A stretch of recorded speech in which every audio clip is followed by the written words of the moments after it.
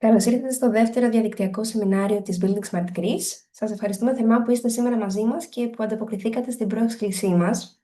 Η παρουσία σας επιβεβαιώνει το αυξανόμενο ενδιαφέρον για τις εξελίξεις στον κατασκευαστικό κλάδο και για το ρόλο που διαδραματίζει το openBIM στη διαμόρφωση του μέλλοντός του και ιδιαίτερα για το πώς αυτές επηρεάζουν τη μετάβαση του κλάδου προς ένα πιο data-driven και regulated περιβάλλον.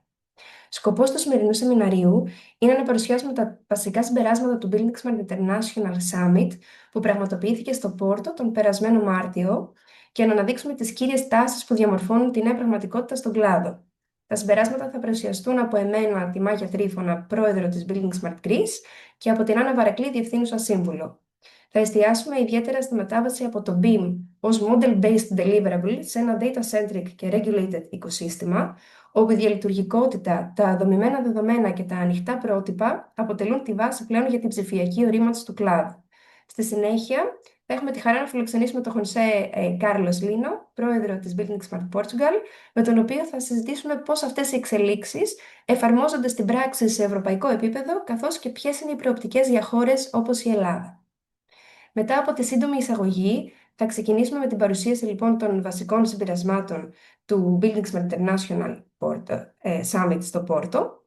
Τι είναι όμως ο οργανισμός buildingSMART International και τι είναι το ελληνικό παράρτημα. Το buildingSMART International είναι ένας διεθνής μη κερδοσκοπικός οργανισμός που δημιουργήθηκε το 1994, αρχικά ως μια συμμαχία εταιριών από τον κατασκευαστικό κλάδο και τεχνολογικό κλάδο, με στόχο να βελτιώσει τον τρόπο με τον οποίο ανταλλάσσεται η πληροφορία στα έργα. Σήμερα αποτελεί μια παγκόσμια κοινότητα με περισσότερα από 40 εθνικά παραρτήματα, ένα από αυτά είναι και το ελληνικό, που συνεργάζονται για την ανάπτυξη κοινών προτύπων. Κοινή έννοια σε αυτή την προσπάθεια είναι τα ανοιχτά πρότυπα. Ένα ανοιχτό πρότυπο είναι ένα πρότυπο που είναι δημόσια διαθέσιμο, τεκμηριωμένο και μπορεί να υλοποιηθεί ανεξάρτητα από συγκεκριμένους προμηθευτές λογισμικού, οποιαδήποτε χρονική στιγμή στο μέλλον. Και αυτό ουσιαστικά σου δίνει τον έλεγχο και την κυριότητα των δικών σου δεδομένων. Το πιο γνωστό παράδειγμα είναι το IFC, ενώ παράλληλα αναπτύσσονται και άλλα πρότυπα και υπηρεσίες μέσω αυτού του οργανισμού, όπως το BCF, το IDS και το bSDD, τα οποία υποστηρίζουν τη χρήση του openBIM και είναι ευθυγραμμισμένα με διεθνή πρότυπα διαχείρισης πληροφορίας, όπως η σειρά ISO 19650. Στην Ελλάδα, η buildingSMART Greece, το παράρτημα το ελληνικό, λειτουργεί ως το εθνικό παράρτημα με στόχο την προώθηση αυτής της προσέγγισης και τη σύνδεση της ελληνικής αγοράς με τη διεθνή κοινότητα. Για περισσότερες πληροφορίες μπορείτε να δείτε και στο προηγούμενο webinar που διοργανώσαμε, που μπορείτε να το βρείτε στο QR code της διαφάνειας. Τα buildingSMART International Summits διοργανώνονται 2 φορές το χρόνο. Είναι συνέδρια που συγκεντρώνουν τη διεθνή κοινότητα του openBIM. Ιδιαίτερα σημαντικό είναι ότι πολύ ψηλό ποσοστό συμμετοχής προέρχεται από δημόσιους και ρυθμιστικούς φορείς. Κάτι που δείχνει ότι η μετάβαση αυτή οδηγείται σε μεγάλο βαθμό και από το θεσμικό πλαίσιο. Το Summit στο Πόρτο είχε πολύ μεγάλη συμμετοχή, με πάνω από 650 συμμετέχοντες από περισσότερες από 30 χώρες. Αυτό που έχει όμως ιδιαίτερο ενδιαφέρον δεν είναι μόνο το μέγεθος, αλλά και η δομή του προγράμματος, η οποία είχε 5 παράλληλα tracks και ένα συνδυασμό από παρουσιάσεις, workshops και διαδραστικές δράσεις. Υπήρχε δηλαδή μια σαφής προσπάθεια να συνδεθεί η θεωρία με την πράξη και να δοθεί χώρος για συνεργασία και ανταλλαγή εμπειρίας. Χαρακτηριστικό παράδειγμα είναι και το ότι το πρώτο openBIM hackathon που διοργάνωσε ο buildingSMART International οργανισμός έγινε τώρα στο Πόρτο και έδωσε μια πιο πρακτική και δυναμική διάσταση στο συνέδριο. Σε αυτό λοιπόν ιδιαίτερο ενδιαφέρον είχε το ότι διεθνείς ομάδες συνεργάστηκαν για 48 ώρες, αναπτύσσοντας εφαρμογές βασισμένες σε ανοιχτά πρότυπα. Η νικήτρια ομάδα, η BCF Time Machine, παρουσίασε μια λύση που καταγράφει την εξέλιξη ενός έργου μέσα στο χρόνο, παρακολουθώντας issues, αποφάσεις και αλλαγές μέσω του BCF, και αυτό δείχνει ξεκάθαρα ότι πλέον περνάμε από τον ορισμό των standards στην επιχειρησιακή αξιοποίησή τους, όπου πάνω σε αυτά μπορούν να χτιστούν πλέον και καινοτόμες εφαρμογές. Στη διαφάνεια αυτή παρουσιάζονται τα βασικά ανοιχτά πρότυπα και οι υπηρεσίες openBIM και το εκπαιδευτικό πρόγραμμα του οργανισμού buildingSMART International, γιατί αποτελούν τη θεμελιώδη βάση πάνω στην οποία αναπτύσσεται το σύγχρονο ψηφιακό περιβάλλον του κλάδου. Η μετάβαση από το BIM ως εργαλείο σε ένα οικοσύστημα που βασίζεται στα δεδομένα και διέπεται από κανόνες, δεν είναι απλώς τεχνολογική, είναι ουσιαστικά αλλαγή στον τρόπο που δουλεύουμε πλέον. Για παράδειγμα, δεν αρκεί πλέον να έχουμε ένα σωστό μοντέλο, πρέπει να μπορούμε να κατανοούμε, να ελέγχουμε και να αξιοποιούμε την πληροφορία που περιέχει. Και αυτό προϋποθέτει μια σαφή βάση με δομημένα δεδομένα, το IFC για παράδειγμα ως Neutral Data Schema, το IDS για Machine Readable Information Requirements και το bSDD για κοινή κατανόηση, ενώ η διαλειτουργικότητα και οι μηχανισμοί ελέγχου διασφαλίζουν τη συνεργασία και την αξιοπιστία της πληροφορίας. Παράλληλα, ο Διεθνής Οργανισμός buildingSMART International συνεχίζει να επενδύει ενεργά τόσο στην εξέλιξη νέων προσεγγίσεων, όσο και στη συντήρηση φυσικά και αναβάθμιση των υφιστάμενων εκδόσεων του IFC, διασφαλίζοντας έτσι τη συνέχεια και τη σταθερότητα του οικοσυστήματος. Με αυτό θα δώσω το λόγο στην Άννα. Ευχαριστώ πολύ. Ένα βασικό θέμα συζήτησης τα τελευταία χρόνια αποτελεί φυσικά και η τεχνητή νοημοσύνη. Από το Summit κράτησα την πρώτη μέρα τη φράση «We thought BIM was a destination. AI revealed it was only the foundation». Και είναι ακριβώς έτσι. Σημαίνει ότι πιστεύαμε ότι το BIM ήταν ο προορισμός. Η τεχνητή νοημοσύνη αποκάλυψε ότι ήταν μόνο η βάση. Η μετάβαση από το openBIM προς την τεχνητή νοημοσύνη δεν σημαίνει ότι το BIM πάβει να είναι σημαντικό, ακριβώς το αντίθετο. Το BIM αποτελεί τη βάση για οργανωμένα δεδομένα, για οργανωμένα και δομημένα αξιοποιήσιμα δεδομένα, τα οποία είναι απαραίτητα για την εφαρμογή της τεχνητής νοημοσύνης και των αυτοματισμών. Μαζί λοιπόν δημιουργούν έναν κύκλο ανατροφοδότησης για καλύτερη χρήση των δεδομένων. Βέβαια, γνωρίζετε και πολλοί από εσάς ότι το πρόβλημα είναι ότι στην πράξη το BIM συχνά γίνεται ένα επιπλέον παραδοτέο, αντί να ενσωματώνεται στις υπάρχουσες ροές εργασίας. Δίνεται περισσότερη έμφαση στη γεωμετρία, δηλαδή στο 3D μοντέλο και όχι στα δεδομένα. Και πολλές φορές χρησιμοποιείται κυρίως για τον συντονισμό των επιμέρους μοντέλων ανά ειδικότητα. Η υπερβολική έμφαση στην γεωμετρία δημιουργεί φυσικά περιορισμούς, διότι από μόνη της δεν επαρκεί για τη χρήση της τεχνητής νοημοσύνης. Το BIM, λοιπόν, είναι σίγουρα απαραίτητο, όχι μόνο ως τρισδιάστατο μοντέλο, αλλά ως ένα μοντέλο πληροφοριών, με οργάνωση, με σαφή τυποποίηση και με εμφανείς σχέσεις μεταξύ των δεδομένων που περιέχει. Οπότε, ποιες είναι οι βασικές αρχές για τη μετάβαση του openBIM στην τεχνητή νοημοσύνη? Βλέπετε εδώ πως τι πρέπει να κάνει η παγκόσμια κοινότητα. Πρέπει πρώτον να επενδύσει σε σημασιολογικά επαρκή δεδομένα, πέρα από τη γεωμετρία. Δεύτερον, να υιοθετήσει τα ανοιχτά δεδομένα openBIM, διότι μόνο έτσι μπορεί να λειτουργήσει η τεχνητή νοημοσύνη. Τρίτον, πρέπει να επεκταθούν οι βάσεις δεδομένων, στο bSDD, για παράδειγμα, ανάλογα με τις ανάγκες των διαφορετικών κλάδων. Και τέλος, εννοείται ότι σχεδιάζουμε συστήματα όπου άνθρωπος και τεχνητή νοημοσύνη συνεργάζονται. Υπάρχουν διάφορες εξελίξεις από τους τομείς του οργανισμού buildingSMART International. Όπως έχουμε αναφέρει, ο οργανισμός buildingSMART International περιλαμβάνει επίσης και το νομοθετικό τομέα. Βλέπετε εδώ πως αυτοματοποιημένες διαδικασίες ελέγχου με χρήση τεχνητής νοημοσύνης μπορούν να εφαρμοστούν και στην ψηφιακή έκδοση οικοδομικών αδειών. Το βασικό project του regulatory domain είναι η επέκταση του EFC, ώστε να περιέχει επιπλέον πληροφορίες σχετικές με το νομοθετικό πλαίσιο, έκδοση οικοδομικών αδειών από τις δημόσιες υπηρεσίες. Υπάρχουν επίσης δημοσιευμένες στο bSDD, μπορείτε να τις βρείτε και online, οι απαιτήσεις πληροφοριών νομοθετικού χαρακτήρα, Regulatory Information Requirements. Αυτό είναι ένα εξαιρετικό βήμα. Πρόκειται δηλαδή για μια πρόταση επεκτάσεων στο σχήμα του EFC 4,4, στο οποίο δεν εισάγονται νέα classifications. Ορίζονται περίπου 180 νέοι προκαθορισμένοι τύποι, predefined types, και περίπου 200 νέες ιδιότητες properties. Υπάρχει επίσης και αντίστοιχο IDS. Βέβαια, υπάρχουν και διάφορα ευρωπαϊκά προγράμματα, όπως είναι το CHECK και το ACCORD, που εστιάζουν σε εργαλεία αυτοματοποιημένου ελέγχου για την έκδοση οικοδομικών αδειών. Αναφέρθηκαν και αυτά τα προγράμματα στο συνέδριο. Όπως επίσης και διάφορα παραδείγματα από την Σιγκαπούρη, από τον Καναδά, από τη Φιλανδία, από το Ηνωμένο Βασίλειο.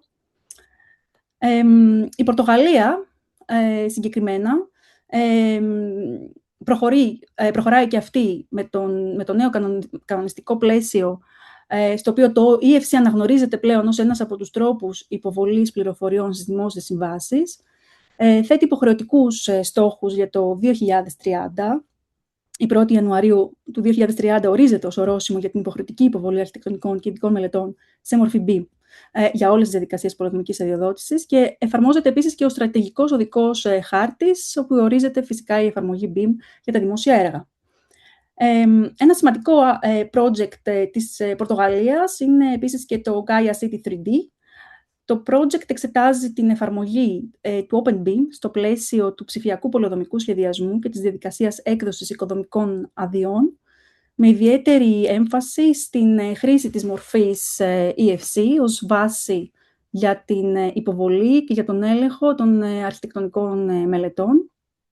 Βασιζόμενοι λοιπόν στην ενσωμάτωση ενός αστικού ψηφιακού διδήμου, το project δείχνει πώς τα μοντέλα BIM μπορούν να ενταχθούν στο επίπεδο της πόλης, επιτρέποντας έτσι μια ολοκληρωμένη αξιολόγηση των κτηρίων σε σχέση με το ευρύτερο αστικό τους περιβάλλον. Βλέπετε εδώ τη διαδικασία. Συγκεκριμένα, για παράδειγμα, ο αρχιτέκτονας μπορεί να ανεβάσει το μοντέλο EFC σε μια πλατφόρμα και αφού το μοντέλο ελεγχθεί αυτόματα να λάβει ένα αρχείο BCF με τα σφάλματα, τις αποκλίσεις από το νομοθετικό πλαίσιο. Σκοπός λοιπόν είναι προφανώς ένα μεγάλο μέρος του ελέγχου να αυτοματοποιηθεί.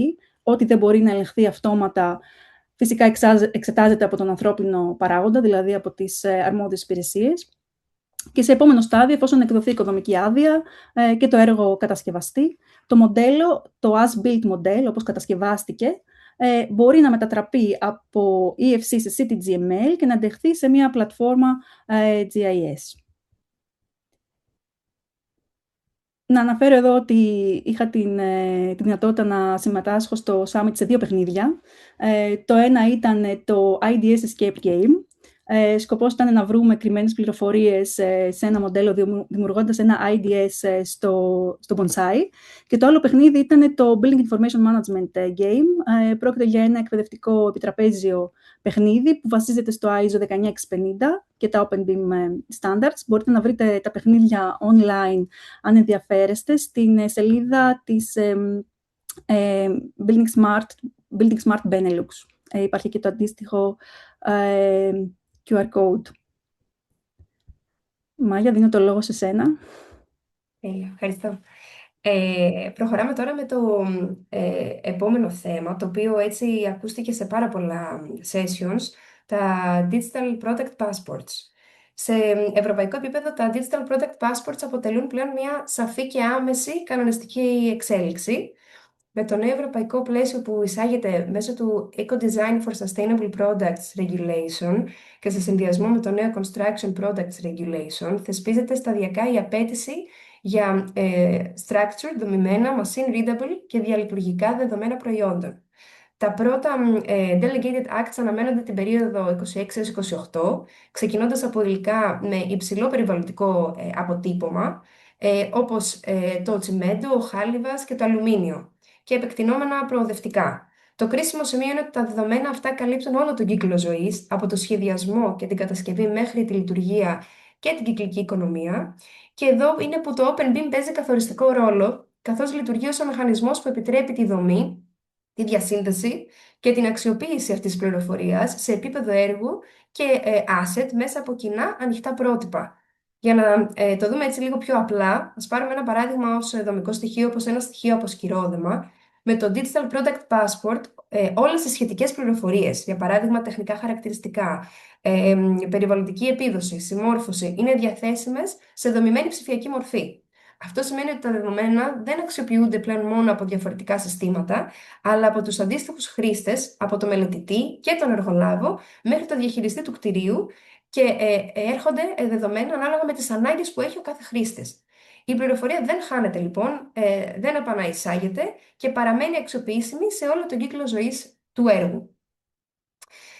Αυτά ήταν έτσι τα βασικά highlights, τα βασικά των τελευταίων εξελίξεων που ανακοινώθηκαν στο συνέδριο.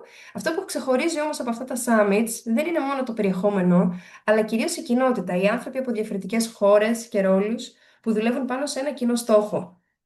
Νομίζω ότι αυτό αποτυπώνει και το βασικό μήνυμα του σημερινού σεμιναρίου, ότι Ουσιαστικά η μετάβαση σε ένα data-driven και regulated περιβάλλον δεν είναι μόνο θέμα τεχνολογίας ή προτύπων, αλλά και θέμα συνεργασίας. Και αυτό είναι ίσως το πιο σημαντικό στοιχείο για το πώς μπορεί να προχωρήσει ο κλάδος μας μπροστά. Κάπου εδώ θα περάσουμε στη συζήτηση του σημερινού σεμιναρίου. Έχουμε, όπως είπαμε, τη μεγάλη χαρά και τιμή να φιλοξενούμε τον José Carlos Lino, πρόεδρο της buildingSMART Portugal. Ο José είναι πολιτικός μηχανικός με περισσότερα από 30 χρόνια εμπειρίας στον κατασκευαστικό κλάδο, με πολύ ενεργό ρόλο στην εφαρμογή του BIM, στον ψηφιακό μετασχηματισμό και στην προώθηση του openBIM και της διαλειτουργικότητας, τόσο σε εθνικό όσο και διεθνές επίπεδο. Είναι επίσης Associate Professor στο Πανεπιστήμιο του Μίνχο, σύμβουλος, εκπαιδευτής και διεθνής ομιλητής, ενώ έχει συμβάλει ενεργά εκτός από τη δημιουργία του πορτογαλικού παραρτήματος buildingSMART Portugal και στη δημιουργία του βραζιλιάνικου παραρτήματος του buildingSMART Brazil. José, I would like to welcome you and to say that we first met back in 2017 at the buildingSMART Summit in London, which for me was actually my very first summit. Since then, I've had the opportunity to follow your work and your contribution to the community. And I have to say that you are one of the people in this field that I truly admire, not only for your knowledge, but for your energy, your vision, and your ability to turn ideas into actual actions. You're passionate and dynamic, you're a visionary, but also very practical and approachable. And it is truly a pleasure and honor to have you with us today. So based on everything we've just discussed with Anna about the shift towards a more data-driven and regulated ecosystem, I would like to explore how this is actually happening in practice. So we have a few questions for you. From your experience, what are the main barriers that must be overcome to make digital building permits a reality across Europe? Hi, Maya. If you allowed me before answer the question, I am blushing with your kind words that I also want to give back in the sense that I want to thank you for this invitation. It is a pleasure for me to be here, to be speaking for buildingSMART Greeks and to all the Greek people that is around BIM and openBIM and interested in digitalization. Yes, in fact, I'm trying to do my best, let's say, but you are also, I need to congratulate you also, you, Maya, and you, Anna, for the amazing job that you are doing, because we need to work as a network, a global and international network. When buildingSMART International was created in 1995, so more than 30 years ago, it was precisely with this idea of creating a common idea that can run interoperability. So thank you, and it is a huge pleasure to share something with you.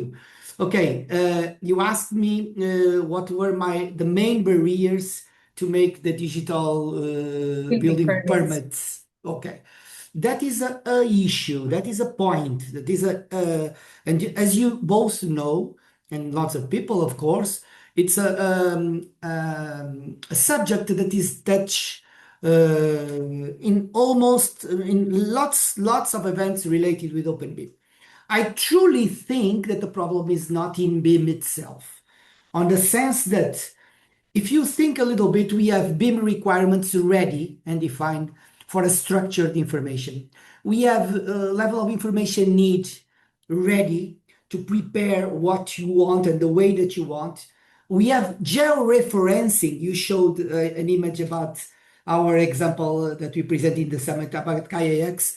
And all the models are georeferenced. So technically, we can have a model, an openBIM model, an IFC model that is ready to deliver. So what is the problem? What are the barriers, as you asked? Firstly, the rules and regulations are made not to machine to machine, and we need to convert them to machine. They are old, made by lawyers, based on, sometimes are ambiguous, like this construction needs to settle up in the street, things like this, you know. So we need to, and of course they are shaped by legal interpretation. So we need to make our path to transform our traditional rules and regulations to machine-readable regulations. Second, I think that is the digital survey of the place itself. We need also to have the survey of the place for people to put their models inside. There are some municipalities that already have it, but others don't, so we need to do that as well. And not in every place we have this cadastral data ready to do. And last, of course, skills and capability. You know, we need that designers, architects, and engineers know how to do, know how to create the models, know how to structure the information and provide it. There are some municipalities like Gaia, for instance, that already have AIRs ready to ask it to require openBIM properly, but sometimes they are a little bit too heavy or disconnected from the reality. So we don't need municipal BIM. We need industry BIM. We need real BIM. That's what we need. So the problem is not in the BIM itself. It's in this, in my mind, it's in these three things. Regulations need to be machine readable, digital cadastral data should be available, and skills and capacity and the requirements should be understandable by the market. Thank you very much, Jose. I think also that the problem is not the BIM. It's really difficult to translate regulations into clear machine-readable rules. Many requirements are very ambiguous or allow so many exceptions. So first, the rules should be clarified and made as explicit and precise as possible, and only then can they then be translated into a reliable automated rule set. So I think that in this point there are so many interesting initiatives, but the digital building permits is still a promise, let's say. So based on your work on the openBIM business value study, because buildingSMART Portugal was part of yes. Where do you see openBIM delivering real value today, and where it is still more promise than reality? openBIM business value was a strategic project that I don't remember, but probably 3 or 4 years ago, the board of buildingSMART International decided that it would be so important, because we all talk about BIM, but people ask, how much? So they are asking, how much will I gain with this openBIM? How faster can I do with this openBIM? So, and we didn't have such quantified yet some of those numbers. So this openBIM value project was launched by USA chapter, Brazilian chapter, and Portuguese chapter. And now, after about 2 years, we have opened lots of survey on a number of projects, and we realized some indicators, some key indicators that can measure things. We decided to divide it in 8 categories. Okay, of course we have time, and of course we have cost, but we have other things like quality of the design, the communication between the teams, operations and management and facility management. We also have even safety and security, among others. Okay, and the numbers that we realize, and we pick up lots of projects, some that people presented, others that were precisely projects presenting during openBIM awards competition in buildingSMART International that take some long, and we have impressive numbers. We have numbers on these specific projects that relate to us, that we are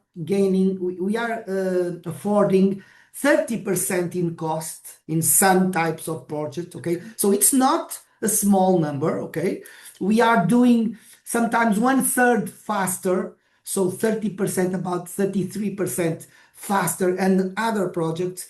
On the communication, for instance, we realize that so colleagues that are onboarding on a team can get 75% faster and better information than the one that is not doing it with openBIM, only among other numbers, okay? So this has been really a very good project because we are putting numbers on it. We are putting indicators on it. Of course, we will now we will need to do on a second phase of this project, we will need to transform this on a more marketing, in the sense that we can communicate this easily to owners, to the market. But we are very pleased. Of course, we also realize some parts that are not so yet totally addressed, like, for instance, the life cycle integration, okay? Passing the openBIM through design to construction, through all the life cycle, we are needing that. Also adoption. Adoption is uneven. There are some places where adoption is getting very good, others where it's not so strong.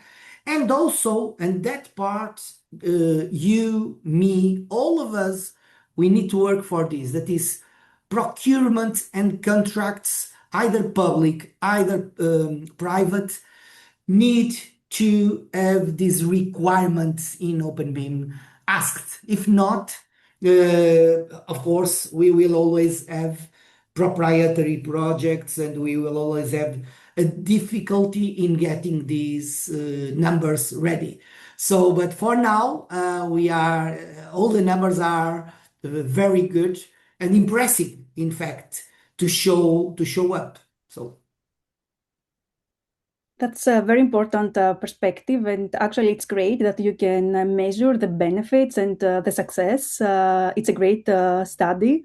And you have also mentioned the life cycle management. So let's talk about the standards for sustainability and recycling. Because at the summit, the project Recycle BIM was presented, in which the University of Minho is a partner. Yes. Yes. So, there is this EU directive on construction and demolition waste, including waste management protocol. So we need to consider, of course, the demolition process more carefully and in a more structured way. So projects like Recycle BIM show the potential of circular construction. Do you see this becoming a standard industry approach, or will circularity remain a niche? Also, can BIM actually demonstrate the long-term economic value of sustainable design decisions? Yeah, that question, if we have some hours, we can have those hours only to respond to that question. Because, for instance, on a broader way, sustainability is taken seriously in Europe, But on other parts of the planet, it's not like that still. So I wouldn't call it a niche. Sustainability is a niche. No, sustainability is a must, okay? Because if not, we will have no land to live, no earth to live. So we will die. So it's a must. But how can we introduce it in our industry? And because we are an industry, we need to sell, to make money with it, to build. But the purpose should be build it better, faster, better for the society, better for the public, not better for the contractor or the stakeholder. No, that's for all of us, okay? But again, Anna, you put the question very well. Again, I really am convinced that Recycle BIM is the proof that we have technical abilities ready on fields, ready to deal with this. We have point clouds that we can do it. We have segmentation. We have material identification. We have structured information. So all this, we can do it on a higher or a lower way. We are doing this. So what is missing in this circular economy to do? What is missing is it's non-digital. We have the ability to describe the materials of deconstruction, for instance. Of course, that costs money. If you don't do anything, don't cost money. If you do this, transformation in digital information, it costs some money, but then we don't have a market policy to reintroduce these secondary materials in the market again, okay? And this is the point.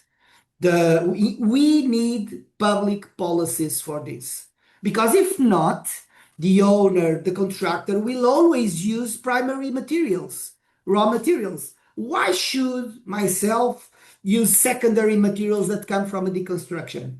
For that, I think that we need to have incentives, okay? I don't say taxing primary materials, that is not good.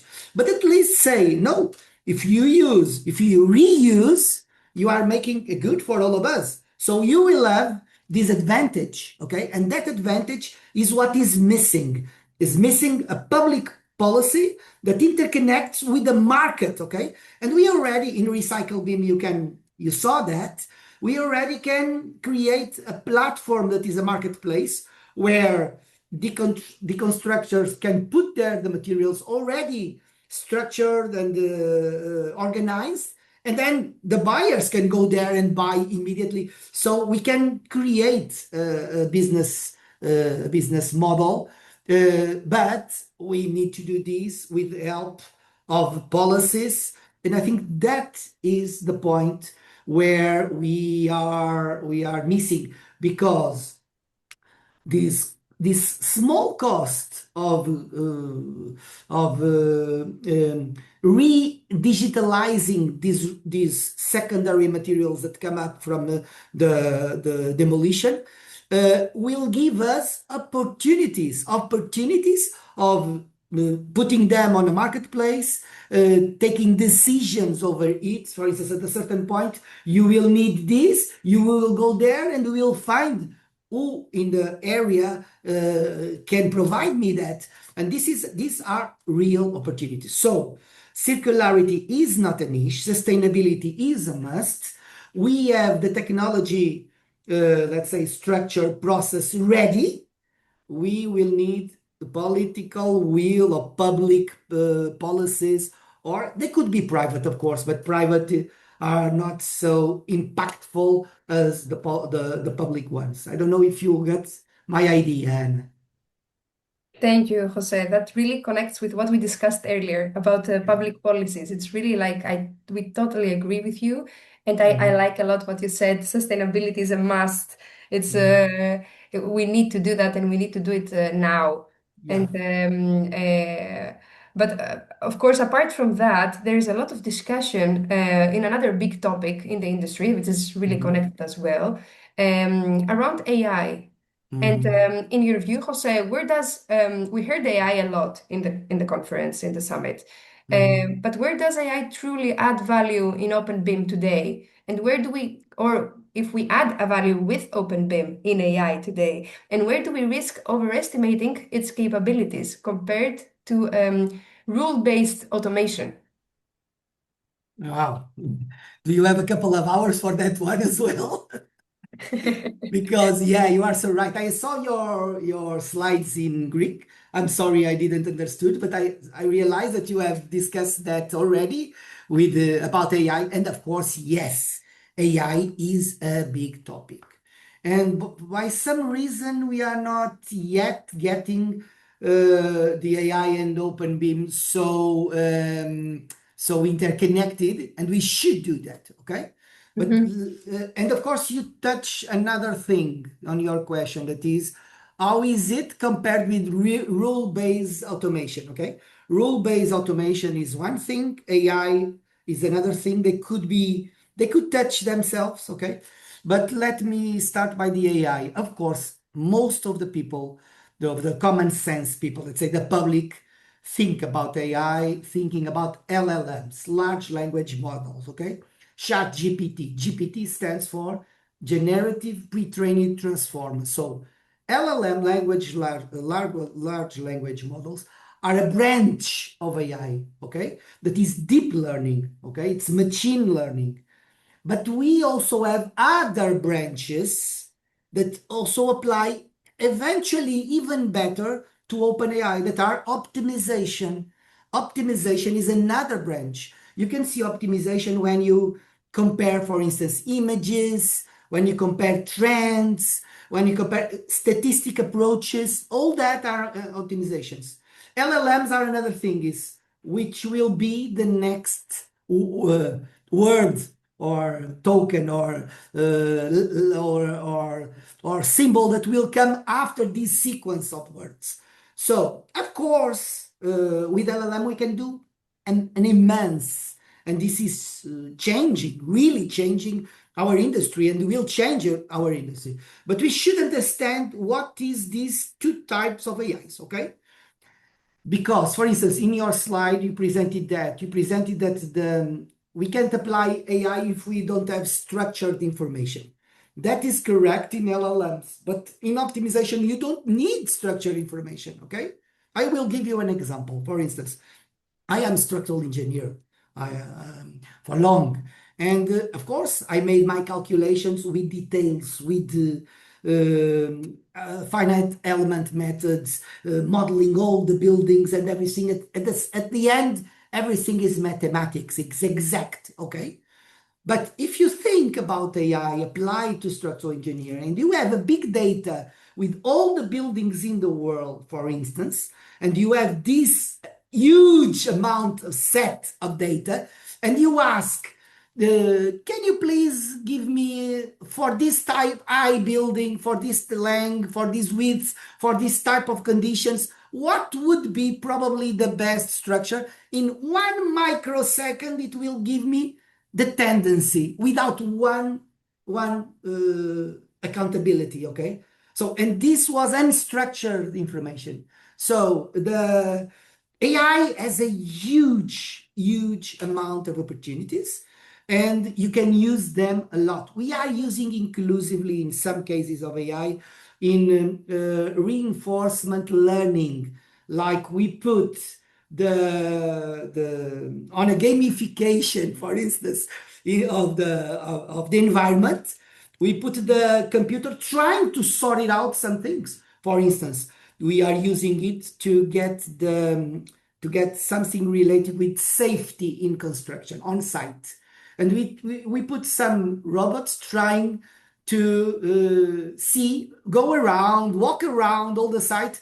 And when they fail, when they die in the terms of game, we say, no, this is a no-go. And we create some barrier there. And this is 100% without human intervention, okay?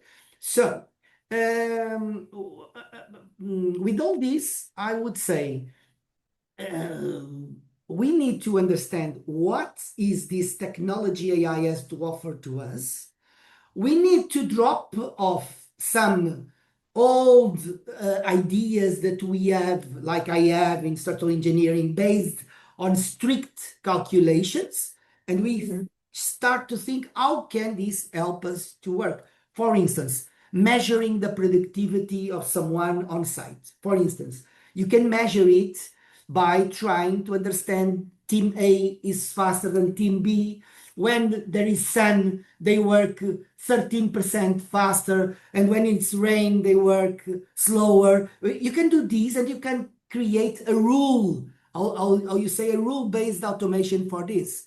Is it sun? Is it rain? But if you only measure, and if you only create big data enough, okay, of course, supervised big data, trained big data, at a certain point you may ask, what if, and you ask, what if happens these type of things, and the tendency will come from this optimization, and this optimization is being done. For instance, another example that I remember speaking about this, we can transform 3D models in 4D and 5D automatically, only saying to AI, pick up this model, look at this Gantt, and I want you to create all this on this stage, and it will create it automatically. So there is, my idea, there is lots of opportunities.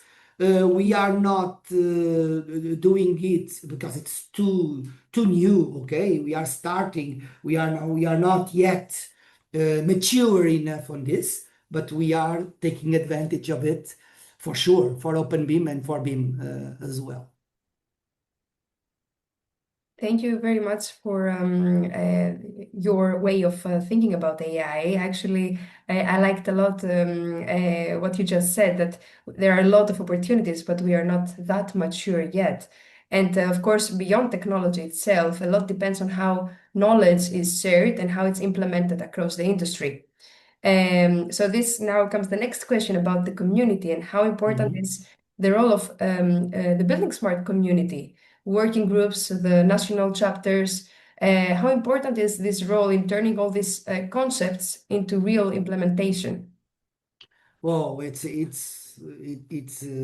a must. Okay, the buildingSMART community that appeared long time ago. It's a community that responds to the industry. I don't know if many people knows that buildingSMART was created because some standard from ISO was a step standard. At a certain point, it was not fast enough to comply with the construction industry. And the construction industry felt the need of doing exactly this interoperability on the industry. So it's an industry-based thing. Of course, we need to have the help of the academia, but it is an industry and it is essential. It's what turns openBIM in real implementation, okay? Connects standards to practice. So, and it is so nice, this community, because it works in both directions. It works from buildingSMART International to each one of the countries, to each one of the chapters, to Greek, to Portugal as well, because it's in buildingSMART International environment and the ISO that we create the instruments like IFC, you mentioned it, bSDD, the IDS, etc. It's on at an international level that these instruments are created, but then it's the local experience, the local needs, the local use cases that we are presenting. So it's, you see, it's in a two-way. It's from global to national, but also national is where we collect the needs and we come up with it to the international. So it's so important. And of course, we need to, at the national, and Greek and Portugal are doing that, we need to adapt these international standards to our countries, but also support the practical adoption, making this type of webinars, making guides, making examples, explaining how do you apply, sharing frameworks. So this is a dual thing, you know, it's so important. And another thing related with the community, it's not common for you to see on the same community, the industry, the clients, the regulators, the academia. So all of them, usually they are each one on their corner, okay? And here we are working together, okay? And we are aligning together to create an interoperable, a collaborative solution. This is so important. And also, it's so important as well, being a non-for-profit, a credible and neutral organization is absolutely a must, because each one of us is not working with a commercial interest. I am working for the global interest, okay? Of course, my company will be, someone was saying that in buildingSMART, we collaborate on the rules and to then play the game under those rules. So that's what we are doing. We are collaborating on the standards, and not only we, the academia, the government, the municipalities, all the stakeholders of this industry. So this credibility, this neutrality, this community-based and consensus-based creation is absolutely key, and it is openBIM. And of course, this is, at the end, this gives you a cultural, what Maya was saying when we met in 2017, and she find that this is cultural, okay? This is cultural. This is not software. The software is it is behind. It is not that part. What is this about? It's about collaboration, okay? It's sharing information. It's about a common purpose. So this is the beauty, if I may use this word, because in industry we need to achieve results, we need to achieve productivity, we need to achieve rigor, and all this, on a certain sense, is beauty. So it's this common purpose that runs buildingSMART International and our chapters, because our buildingSMART International, on my point of view, is the umbrella where our chapters stand behind. Okay? That's right, Jose. Actually, it's about the collaboration. And of course, buildingSMART, it's an industry-based community, but of course, we want to bring every stakeholder, all the stakeholders together. Like the academia should be part of that, the manufacturers, the government, real estate, and so on. So, and that's what we want to create in Greece. I have one last question. What would be your advice for countries like Greece that are now shaping their BIM strategy? Just one advice. One advice is think of the strategy pyramid where you have the strategy on top. Think of it and respond to the top, the pinpoint of the pyramid, that is, why are we doing this? Okay? Why? Don't look at the bottom, that is the software, the technology part. Why are we doing? And then step by step, you are defining openBIM standards, you are defining people, processes, policies, and the technology, of course. And also make a showcase of practical cases, okay? Don't stay only in theory or in philosophy. Present on your strategy, present to the industry, how should they do this? Here you have, just to finish, Portugal has been launched a new strategy that is called Portugal BIM. And precisely we are trying to do that. We are trying to give instruments to deliver to the industry examples that they can do and copy it and use it and understand how it works. And thank you so much for your kind and difficult questions, because with those questions we can solve the world, okay? Which are very good. Thank you. Thank you, Anna, and thank you, Maya. Thank you. Thank you very much for your time as well and for sharing your insights with us today. It was a real pleasure having you with us. So I think one of the key questions that remains is how countries like Greece really can position themselves in this new digital era, and how we can move from understanding the purpose, as you said, to the actual implementation of openBIM standards. Thank you again.